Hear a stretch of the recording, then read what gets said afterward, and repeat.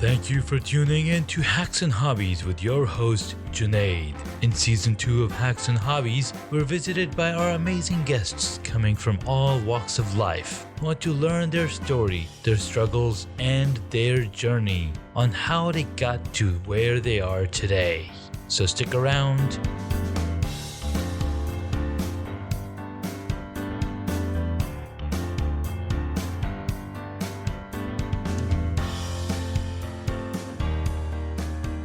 In this episode, I get to speak with Gaetano Dinardi. He's a singer, songwriter, producer, and a digital marketing leader, all rolled into one.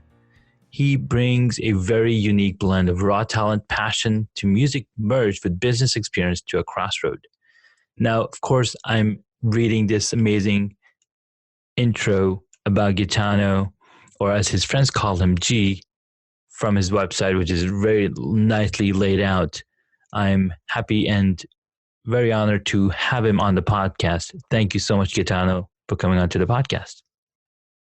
Yeah, thanks for having me. I've been listening to Hacks and Hobbies for a while, and I think it's one of the coolest podcasts out there. And I'm definitely humbled to be on it. So thanks for having me. Thank you so much. That means a lot, my friend. It's been a pretty amazing journey and a hobby that I've been doing for the past year, and I've had the passion of telling stories, and I just didn't know which medium to tell them. I did blogging a lot in the back in the days, and then when I started hearing about podcasting, I was like, oh, I want to jump into podcasting and tell stories, but I didn't know what the proper format would be. So back in 2012, I jumped in with two cousins of mine and like, all right, let's do a podcast. We're going to talk about technology. Because that's something that we would all talk about it on our group message that we've been going on for the past 2 decades, the same group message, right? With same people. And just last year, I was like, you know what? I can't wait for anybody else to join me on this journey. I've got to take it. And I got to go and make it happen for myself. So I started podcasting and started talking about the many different hobbies that I had. And as you probably heard on the podcast last season, it was all about beekeeping, cycling, video production. And I've talked about these things and what I managed to do. And then this year for season 2, I've been talking to guests that took their passion to the next level, took their hobbies to the next level and made that their main focus. So here to learn about your story, man. Well, did I appreciate it. And, what you've done is really special. I mean, to commit to something and, you have almost 300 episodes done now. Thank you, man. Thank you. That's the one thing. It's like people, they don't really sometimes see like the big vision and the big picture, and like to commit to something for that long is not easy to do, man. So I tip my hat to you for that. Thank you so much. So Gaetano, so how did you get started? So tell us a little version of your journey that can get us up to speed on, where you come from, what you're working on today, how you got here today, and then what's your next step going forward. All right, man. So I'll try to keep this nice and concise, but there's a long history to how this happened. So my parents are Italian, from Naples, Italy, nice. Salerno, actually, and they really were supportive in my upbringing, with music or whatever I wanted to do. My grandparents had an Italian restaurant. So when I was young, like a lot of my time was spent with my grandparents. And that's where I got my work ethic from. My grandma, she was tough. She used to wake up every day at 6 a.m. and work till after midnight.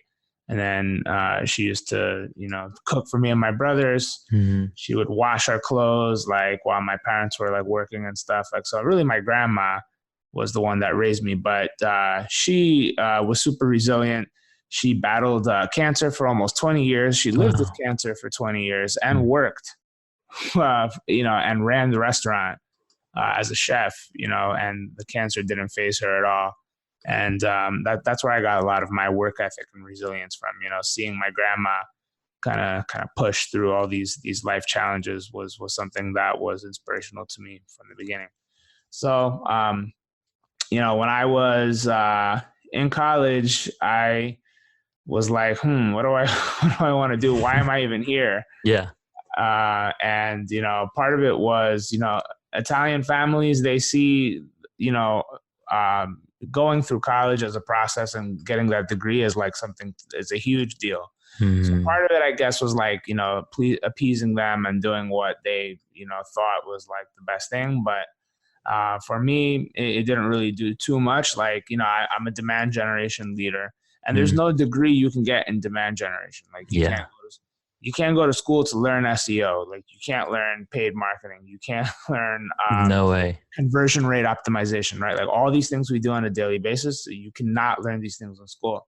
So a lot of the things that I learned in school were largely theory based. And I decided that, music was always like a passion of mine since I was young. So back to my grandma, she was listening to like Italian music and always like, having Italian music on, like while she was cooking, while she was cleaning, while she was doing stuff with me, whatever. So I picked that up and I started singing songs in Italian when I was a kid. And I just had a natural gift for music. I was playing guitar, piano. In high school, this was like the thing that I love to do. Like this is one thing that I was kind of known for, but I didn't know like what to do with it. And then I started actually just like making beats and writing songs and stuff.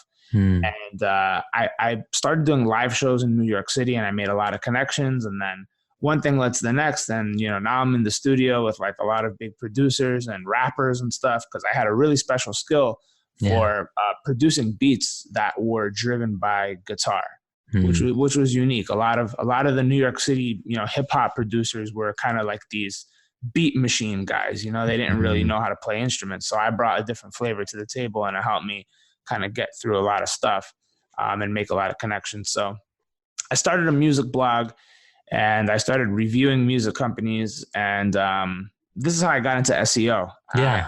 I realized that people were finding my content through search engines, because I wasn't promoting it, and I was getting all these random comments from people that I never met. I'm like, damn, how the hell are people finding my content? And then I realized, oh shit, like I stumbled into SEO. Yeah, because you're creating content very specific, right, to the music area, and people are searching like, oh, this place is where you can go and learn more about what you were talking about. Exactly. So that was one way people were finding my content, and I love the idea of not having to promote and people finding it. Yeah, because let's be real, promoting content's not fun. It's a job. I'm sure you know that by now, as you're trying to do your podcast. It's it's work. Exactly. So I fell ass backwards into SEO, and I loved it. And at the time, also, I was finishing school, and my first job ever was actually in sales. And I during that time, I'm like, damn, I hate sales. And looking back on it now, I'm like, you know what? I don't hate sales. I just hated what I was selling. So yeah, that's big. That's most of the time. That's what it is. Unless you're entwined with the product that you're using, you're gonna be easy. You're gonna be selling easy. Like we like cars or we like music. We can sell that music because we are so passionate about it. We are automatically the what's that word? The evangelist for that stuff, right? 100%, man. Yeah. That's what it comes down to. Yeah. The passion just wasn't there for selling, consulting services. Yes. And that's what I was selling. So, I ditched that. And I met this guy, Michael King, who's one of the best, if not the best SEO experts in the world. And I worked with him at his startup company, which was a SEO agency called iPoLrank. And I was the second person hired at his company, and by the time I left, there was like 12 or 13 full-time employees. Nice. That's when I learned like most of the most of the technical stuff. So like content auditing, keyword research, SEO auditing, conversion testing for websites, how to do keyword research, all this fun stuff.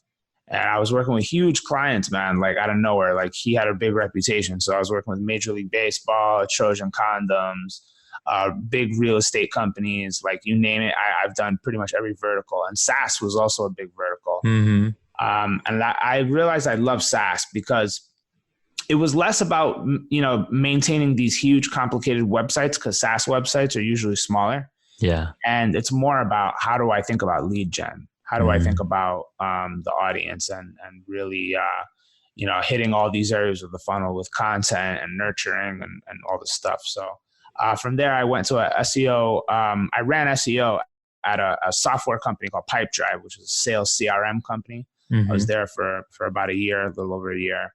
Then I went to run SEO at a online courses company called GoSkills.com. Based out of New Zealand. I worked obviously from the US. And then I went to run marketing at a media company called Sales Hacker. I was there for about 2 years. The company was transforming from an events company to a digital company. So I kind of like took all the stuff that they were doing on the ground, transformed it to digital, took that company to get acquired by Outreach, which is a software company based out of Seattle. They're now a unicorn company, so to speak, quote unquote. They're valued at, over north of $1 billion. So I didn't want to go and work there full time. I was just a consultant during a transitional period. And today I'm running demand generation at Nextiva, a business communications company that allows you to run your entire business from the cloud, whether it's communicating with your internal teams, customers. We have voice over IP software, CRM software, all bundled together with some other really cool tools. And that's what I'm doing today.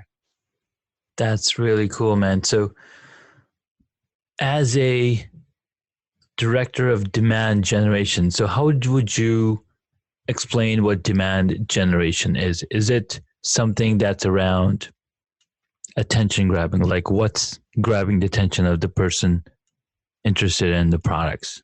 Does that make sense, or you tell me? Yeah, it's a weird term. I feel like a lot of people haven't heard of it, and like the people that have heard of it, I think they kind of lump it together in this bucket called lead generation. Got it.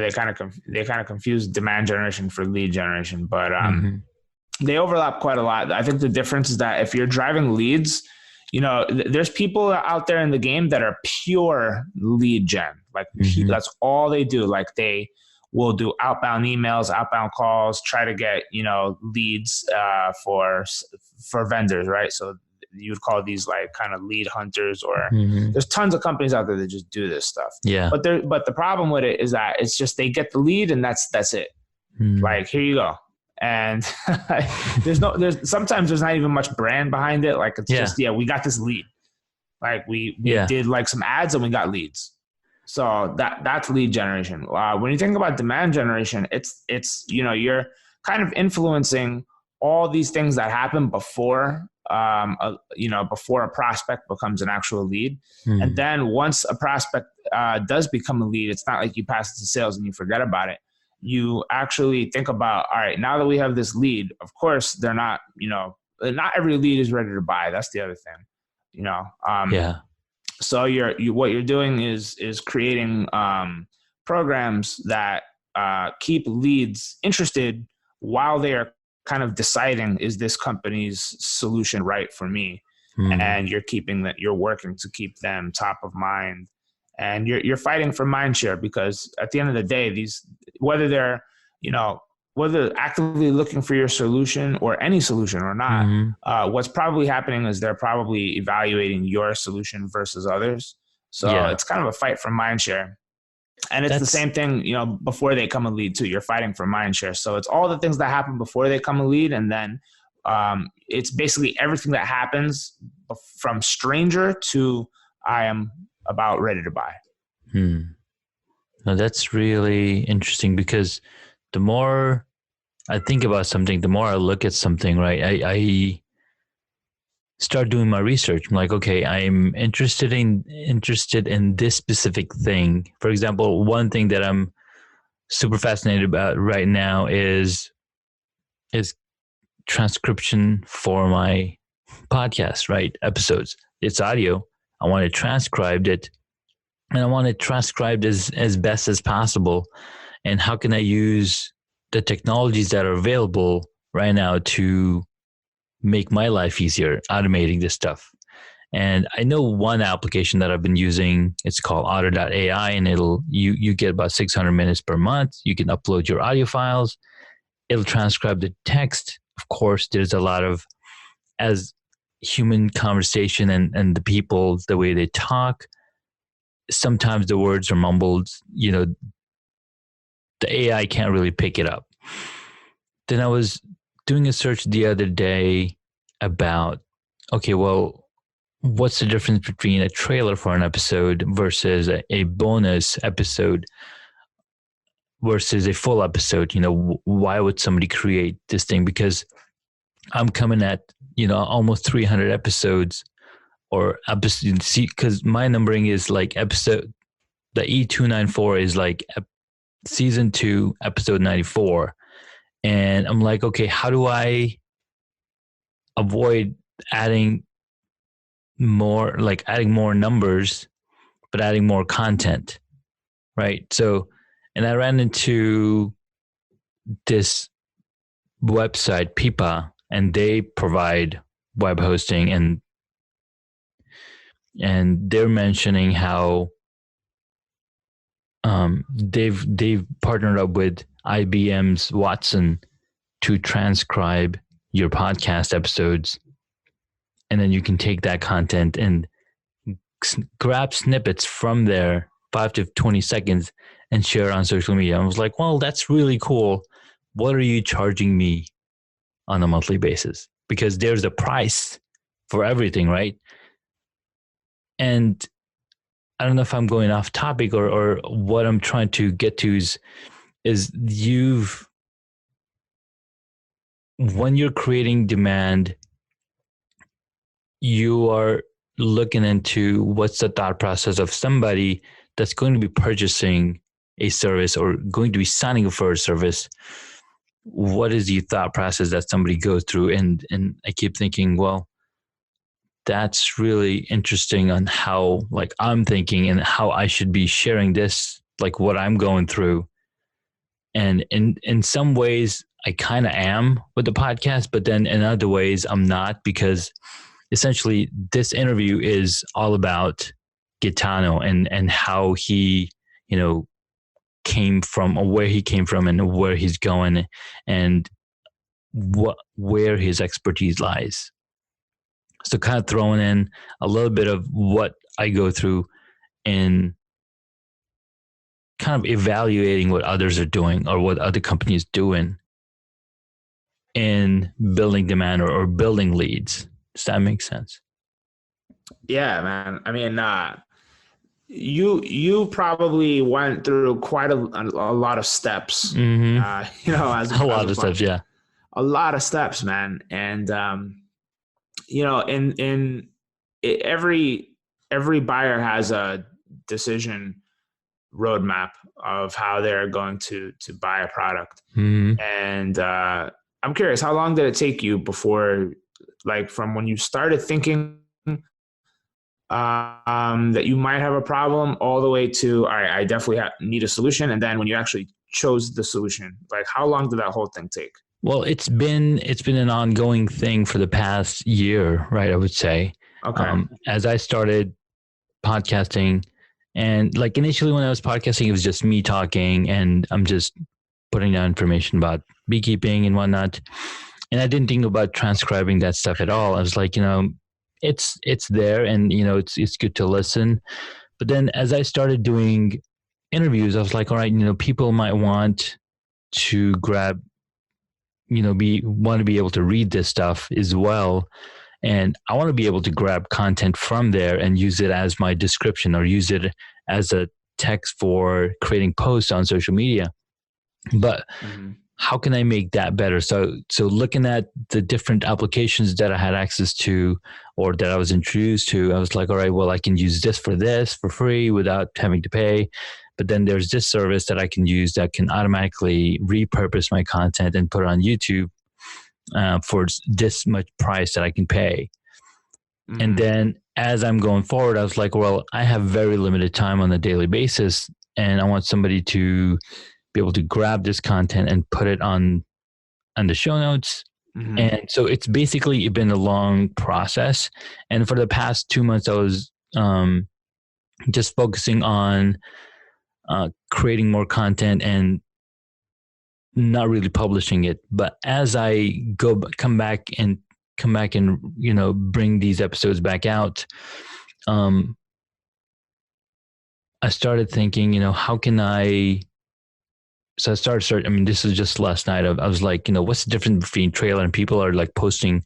Like, how are people getting more? Getting more audience to listen to their stuff, right? So I'm sure they have a consistent model, like, they're publishing every week. Well, I'm not. I published every day, and then I stopped, and I'm like, all right, I got 10, 15 episodes. I should schedule them out so they go out weekly, so people can expect, okay, Hacks and Hobbies new episodes dropping, blah blah blah. And I'm like, how can I use other marketing tactics, or how can I inform other people, or people that are on my list, or people that are following me? How can I tell them? So there has to be some kind of consistency built in, and there's several tools out there that can enable that for you. So all of these things that I'm thinking through, and I sit down and I'm like, all right, this is what I've researched right now. Let's put that on hold. Let's go to the next step. And this is not the only thing that I'm working on, right? I'm also doing video production. I'm also doing website development, and I'm also going out and working with other people on other projects. So it's like I get to do these things in episodes at different parts. Okay, I'm done this part, and then every once in a while I'll get a block of hours, a block of 5 hours, a block of 3 hours that I can sit down and focus on this thing and figure that funnel out, or figure that, that flow, and like, all right, this flow is working. Let's move on to the next one. Its automation is, started. Let's focus on now bringing in the content, now bringing in, so it's kind of like a broken up strategy over time. So it's been pretty interesting journey for myself. Yeah. I mean, you've come a long way yourself, man. I mean, in this process, you're learning how to become a marketer by doing. Yeah. Which is kind of the same thing that I did with like my first blog. Like I just taught myself. Yeah. So it's admirable that you were able to do that. Thanks, man. Appreciate it.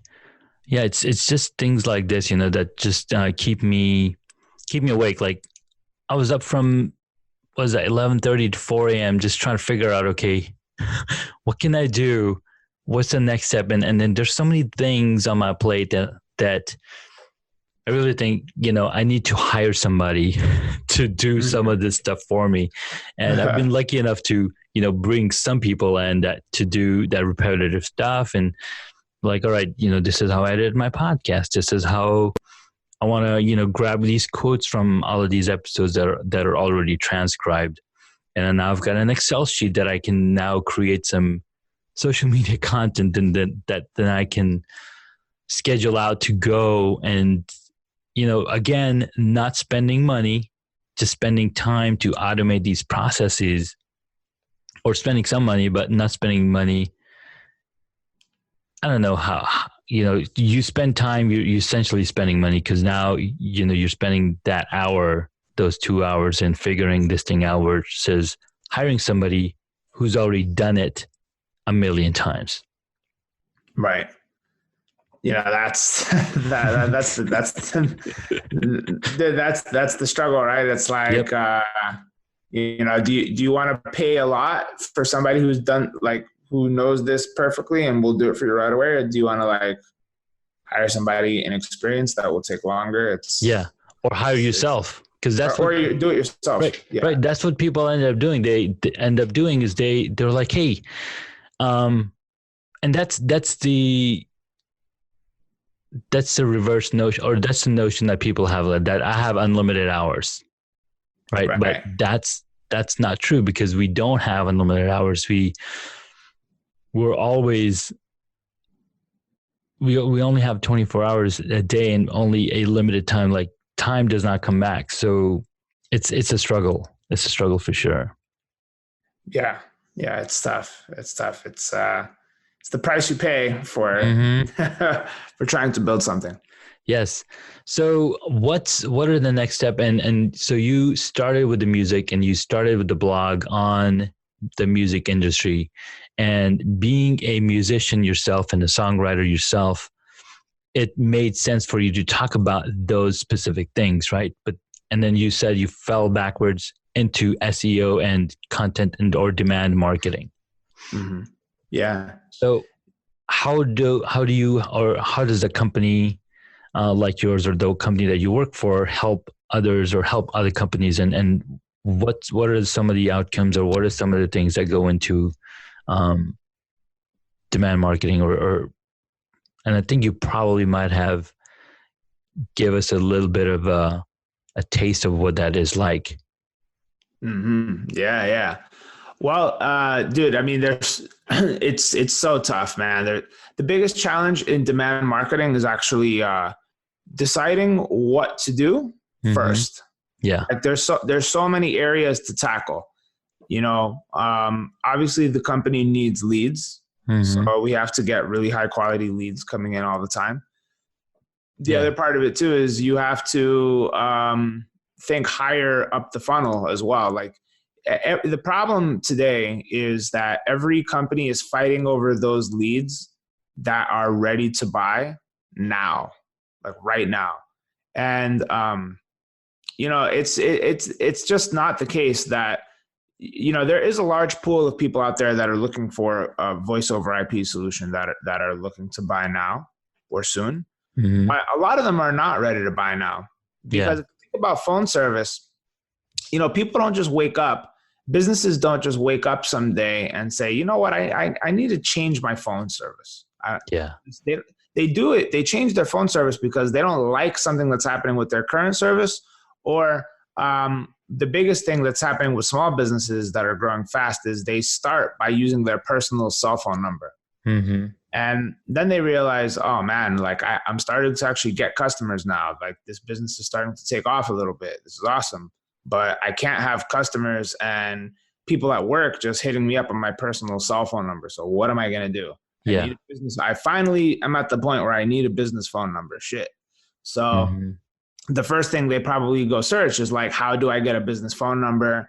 Or how many phone lines do I need for my business? And that's where we win, because I think about all the things and all the questions that come up before, like long before they need a phone service. It's when they start thinking about, maybe do I need a phone service? And I create a lot of content and search engines around that. So my goal is to try to catch these people before they fall. And a lot of successful demand marketers will think higher up the funnel. But it's not just about like creating big top of the funnel viral content that's going to spread the brand. Like, if I did something like the biggest phone scams, right? Like, that's a cool one. That's a cool idea to do that makes people say, oh, that's interesting. Oh, who's this company that's writing about this? Oh, let me check them out. Oh, yeah, I don't really need anything from them though. Great. That's what is going to get like eyeballs to just brand familiarity. But it's not enough to get them to remember you when they actually need a phone. So it's thinking about this whole journey that happens before a business owner comes to that point where they know they need a phone.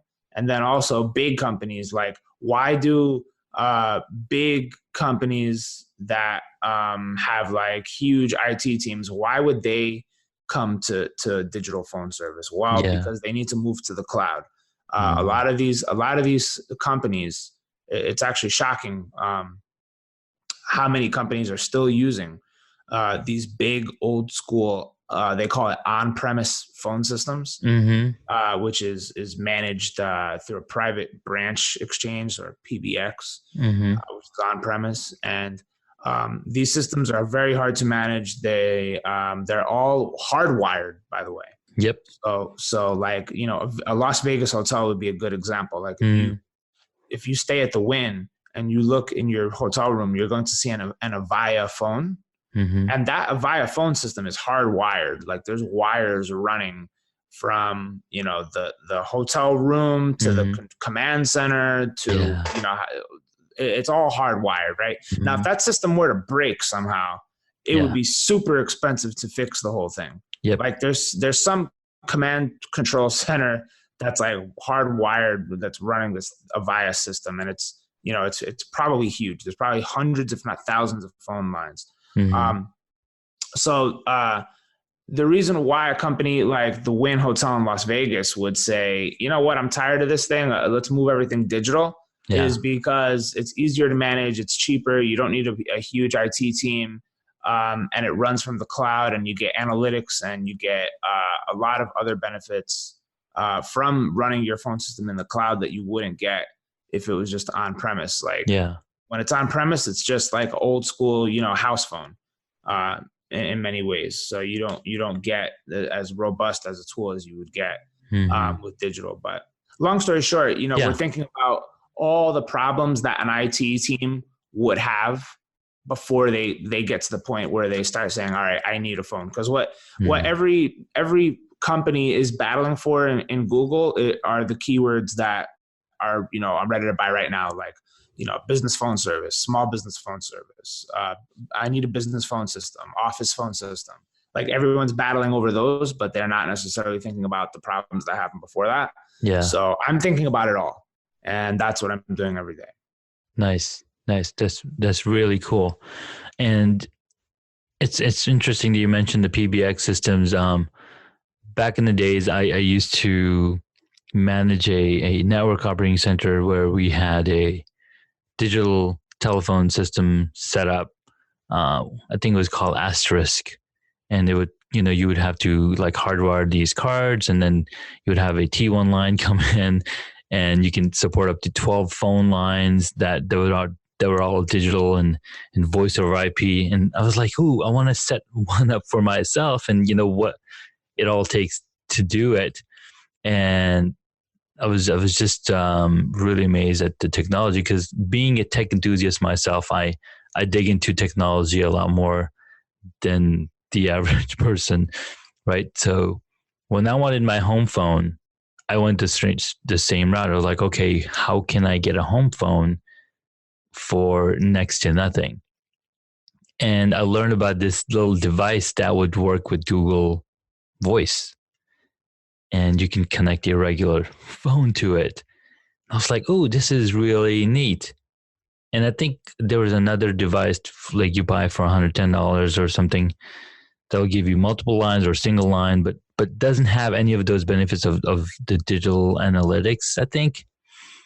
But it's really, you start seeing, you don't really need to pay that extra or pay too much to have more advanced services available as a business.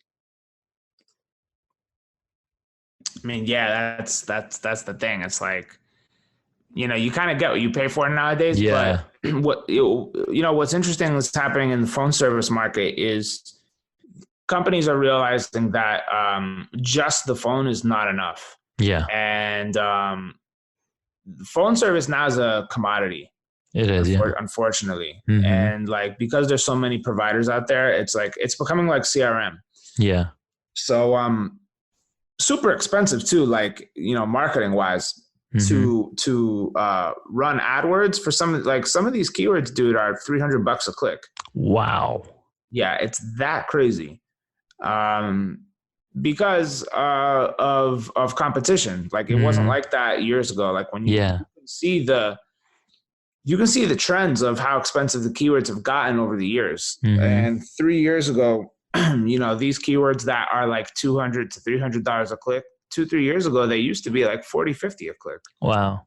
So, it's gotten nuts. And, the only way to not get into that ball game of like, a race to the bottom essentially with spending on ads is to get as much SEO going as possible. So you want to take away paid and get that traffic for free. Yeah. But SEO is getting harder too, unfortunately. Yeah. So, now it's like, all right, you got to start thinking about other channels that are going to create leads for you that are high quality and do it consistently.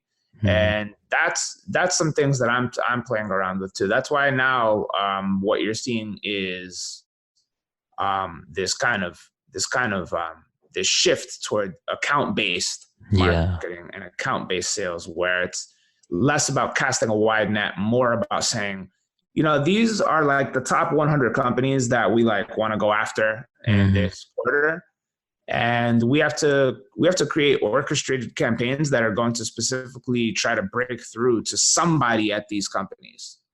And then you start getting into persona-based marketing, where it's like, we're going to create a campaign specifically for IT administrators. Yeah. And then you try to break into those, and then you coordinate with sales and you try to break in that way, because to get the big size deals, that's the best way to do it. Honestly, like you're going to get some big deals coming in from SEO and AdWords and also affiliate sites and aggregators, because now in Google, like, vendors that offer a product are really having a hard time ranking for keywords like best business phone service, right? Like, because Google knows that shoppers don't want to just see one thing. They want to see a list with reviews, and they want to see star ratings. They want to hear from people who are actually using the products. Yeah.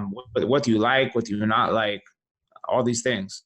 So Google is playing favoritism toward the aggregator and review sites. So now, as a vendor website, you have to fight for those top spots on those lists. Because they are, so those aggregators are bringing content from all sorts of places, right? Yeah. And they've got a lot more backlinks than somebody who's just a single shop and they're building their own content. Yeah, it totally makes sense. Yeah, exactly. So you have to, so now it's you got to fight for those top spots, and a lot of it is really a matter of like, just getting more reviews and getting the best reviews. Yeah. So now it's like we've got to work with our customer support teams to figure out ways to incentivize happy customers to go and leave reviews, which is not easy to do. So it's this whole engine, man. It's everything from SEO to PPC, and then, getting the reviews, of course. And then, once we're getting these very high traffic pages, happening on the site for high buying intent, it's monitoring these pages, looking at what's happening, running tests, looking at where they click, where they scroll, where are they having a hard time finding the information they need. All these sorts of things that happen every day make the engine run. And I'm telling you, man, when you're driving you're steering a ship that's this size, it moves kind of slow sometimes, but we try to, keep it as agile and fast moving as we can. So that's beautiful. That's what it comes down to, man. Very, very cool, man. I love it. Well, this was a really, really cool conversation about demand marketing, which is something brand new. I've never heard of it before. And your journey, about how you got introduced to SEO, to marketing, and to where you are right now, which is really cool. A few questions that I ask my guests. These are, quick questions that, towards the end, just to get an idea of who you are as a person. What is one hobby that you wish you got into and never got the chance to? Yeah, man. There's a few. One thing that I always felt would be so awesome that I just never did was kicking field goals. Oh, I was just thinking the other day, like one of the most like fire jobs would be an NFL like kicker, like just kick field goals. Yeah. I feel like that would be sick. That's all you do. That's all they do is just kick field goals. Like that would be something that like I always like wondered.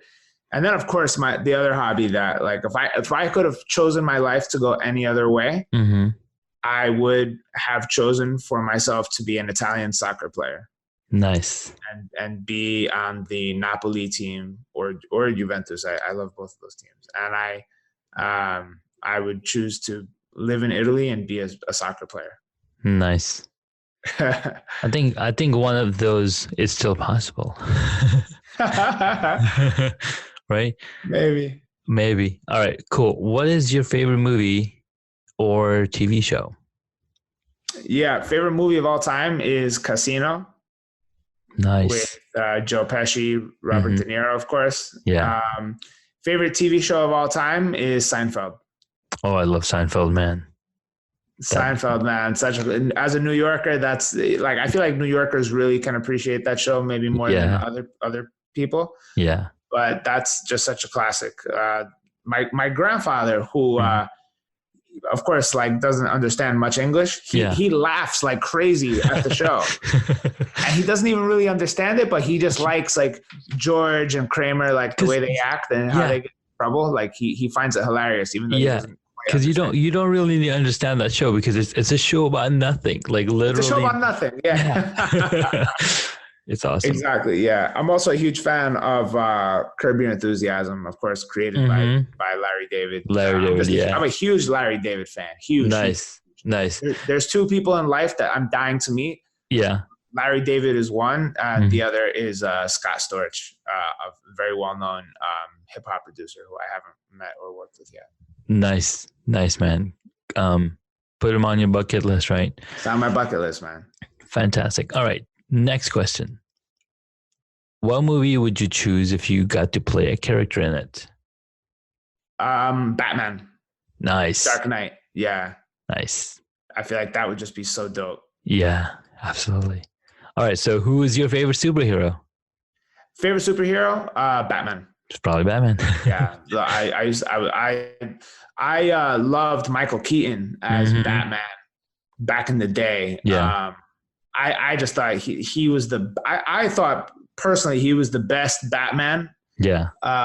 He had a great just in character and out of character persona of Batman. I with like the Alfred and everything, like how Danny DeVito was the Penguin. Like that was, I feel like the best time for Batman. That was sick. You're absolutely right. And Batman was also one of my favorite huge superheroes when I first was introduced to superheroes. And so I didn't know a whole lot about superheroes till I moved to the States in 95. And around that time we had movies like Batman Forever and Batman, the other Batmans. And then I was really fascinated because besides Batman and we had Blade. I think those are the only superhero movies that we knew besides, Superman, which is much earlier. And then when Iron Man came out in 2008, I just changed my entire perspective of what a superhero is supposed to be. Anyways, that's just my thought. Yeah. I mean, speaking of superheroes, tie this back to marketing real quick. There's a concept called character diamond. Yeah. Where essentially, I saw this brilliant presentation from Ryan Dice, who is the CEO of digitalmarketer.com. And he says that the reason why the best brands are successful is because they figure out how to create their brand like a superhero.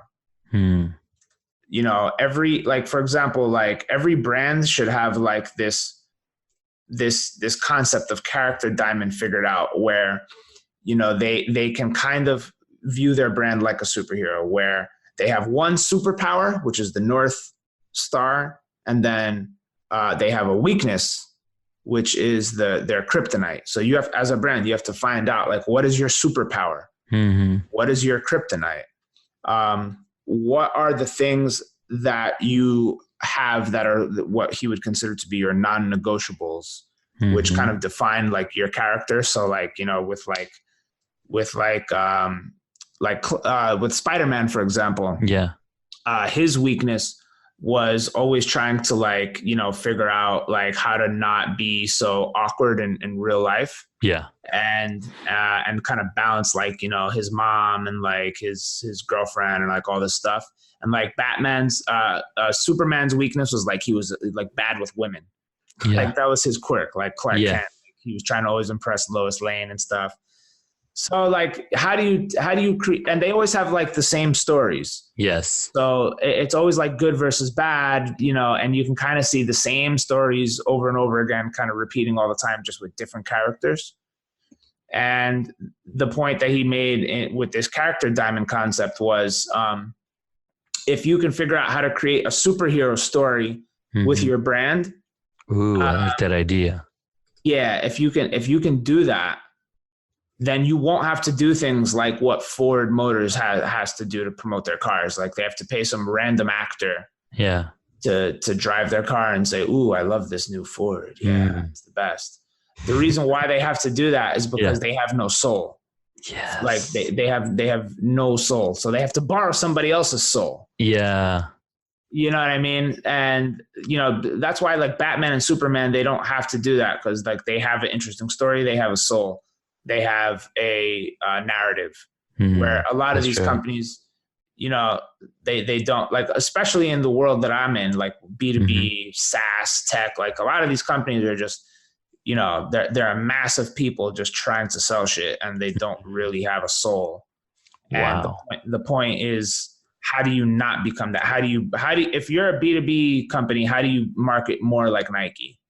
And the reality, the reality is that they can't, because they're not willing to do things that Nike is willing to do. Like pick a side.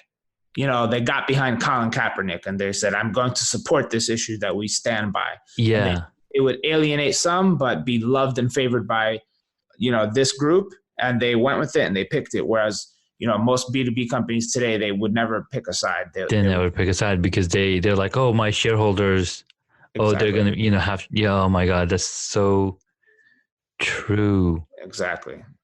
So it's, long story short, it's better to pick a side than remain neutral. Yep. So in the character diamond, are there 3 points or 4 points? There's 4 points. Okay. So you said superpower, kryptonite, non-negotiables, and what would the fourth one be? Yeah. So the non-negotiables is kind of the Nike thing. Okay. And then the fourth one is like just accepting what your quirks are, or your kind of like your flaws, right? It's different from kryptonite. That's like your weakness, but yeah, that's what's going to kill you. That's what's going to kill you, right? But your flaws are things like, like with Superman, for example, like he's nerdy. Yeah, he's not good with women. Like he's like, and he's okay with that. And he's okay with that. Yeah. So I don't know what it would be for like some companies that I've worked at, but like, maybe for Nextiva, it would be that we have a really like, I think for Nextiva, our quirk is that we hire unusual people. We openly accept like weird, if you want to call it weird, I guess, or maybe unorthodox, right? Like a lot of companies wouldn't hire me. Even though I'm really good at what I do, they still wouldn't hire me because I don't fit the script. You know what I'm saying? Like I'm too much of a rebel. And that's part of my character diamond. Yeah. The music thing, like the whole, how a lot of people say, like, I'm looking for a sales rock star. I actually do kind of bring some of that personality to like my videos, to the way I talk. Like, nice. you know, I'm the only person on LinkedIn sharing music videos. You know what I'm saying? So that I have done. So that you've done yourself. A lot of companies wouldn't like that. They would say, "Why are you sharing your music videos? You should be sharing. You should be sharing like our case studies." You know. So nice. I like it, man. All right. So I think the last question was, if you were a board game, what would it be? That's a good one. I would say I have to go with Monopoly, man. Man, I've been getting a lot of Monopolies like last week and this week. That sounds awesome though, because Monopoly is a very celebrated game and it teaches you a lot of different things. It's amazing. Yeah. I love the feeling of like, you know, pass go and collect 200. I try to think of like, get out of jail free. Get out of jail free. Yeah. Like if life was only that good. I mean, I've gotten pulled out of, like, not literally out of jail, but I feel like I've had a few get out of jail free moments in life. Yeah. And I think starting the music blog was definitely one. Nice. Because it led to so many other things. Yeah. And it's just funny looking back on it all, how everything is connected, man. It's just, I guess the takeaway is trust the process, trust your gut, and just continue working hard, and good things will happen. Cool, man. I really appreciate your time. Thank you so much. Now, where can my audience find you? Yeah, man. Go to Instagram and just search official Gaetano. You'll find me there. Cool. I'll be sure to include those links on the podcast show notes so people can get to the official Gaetano. Yeah, man. That would be awesome. And it's been awesome talking to you and getting to hear some of your story as well. Thank you, man. Thank you so much for your time. I really appreciate it. Have a good day. All right. Take care. Take care. Thank you so much for taking the time to listen to this episode on Hacks and Hobbies. We absolutely appreciate your contribution. You can find additional notes on hacksandhobbies.com. Please share the podcast with your friends and tell them what you learned about our guest today.